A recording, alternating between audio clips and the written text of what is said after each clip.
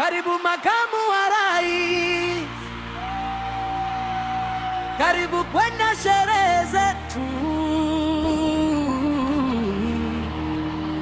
Mikono juu tushangilie. Mheshimiwa Makamu wa Rais, sasa nitumie nafasi hii kukukaribisha. Kwa upande wa chakula Mheshimiwa, sasa hivi tunajitosheleza kama nchi kwa 130 na kidogo.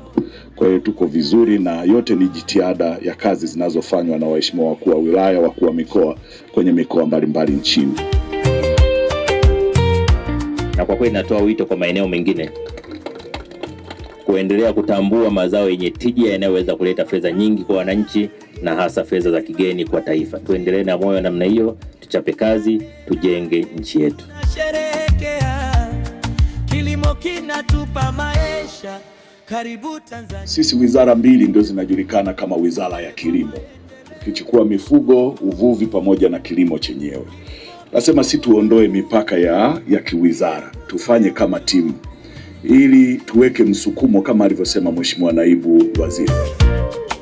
Karibu makamu wa rais, karibu. Nitumie nafasi hii kuwapongeza wizara hizi mbili, lakini kuwasihi muendelee kushirikiana katika kuhakikisha wakulima na wafugaji wanafanya kazi pamoja, lakini mazingira yanayosababisha washindwe kufanya kazi pamoja mnaendelea kuyatatua ili tupate tija kwa taifa letu. Asanteni sana.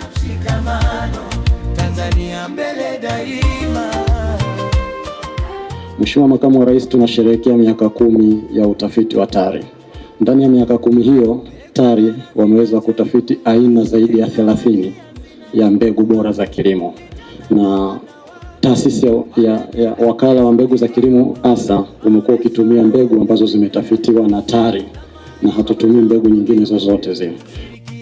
Kwa umoja kuijenga Tanzania imara. Hongera wakulima wetu.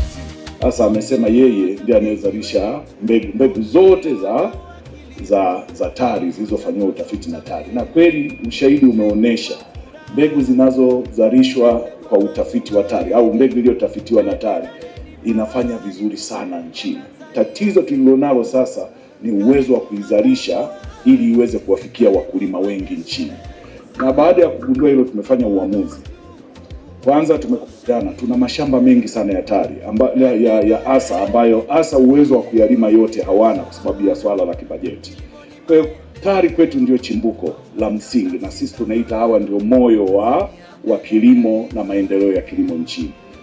Tutakuwa tunatambua wale wagunduzi wa mbegu, na kwa kutambua ugunduzi pia watanufaika na matokeo ya ugunduzi, kwa sababu tutahakikisha kuanzia sasa tumeweka utaratibu wa kumhakikisha yule mgunduzi anaanza kuonekana na yeye anakuwa na nyama. Huyu bwana miaka 2 alikuwa havai tai, sasa hivi ndio ameanza kufunga na tai, kuonyesha kwamba TARI inakuwa TARI kweli kweli.